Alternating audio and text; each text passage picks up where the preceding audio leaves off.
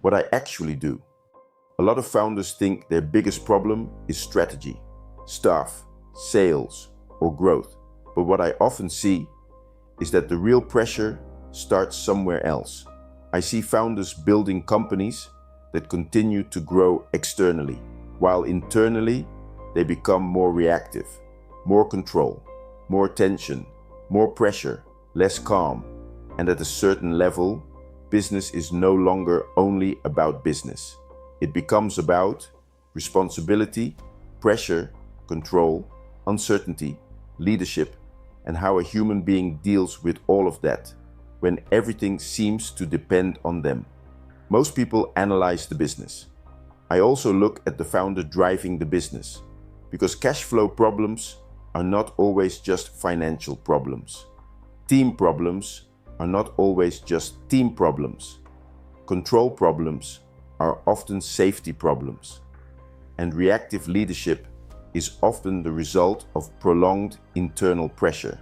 That is why I operate at the intersection of leadership, behavioral analysis, business strategy, performance, and nervous system regulation under pressure. I look at patterns, decision-making, overload, control, identity, execution, communication, and how pressure eventually becomes visible in a founder's behavior and the performance of a company. Because many founders are trying to solve a business problem, while their system has been operating in survival mode for months. Some founders do not lack strategy.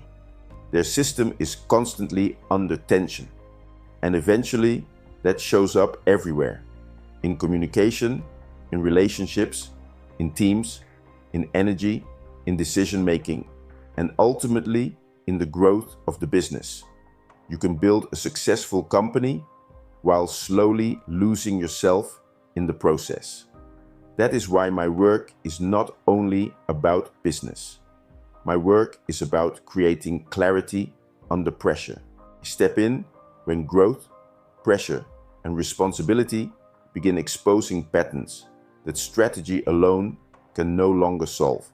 And when a founder becomes clearer, you immediately see that reflected in leadership, communication, execution, structure, teams, calmness, and company performance.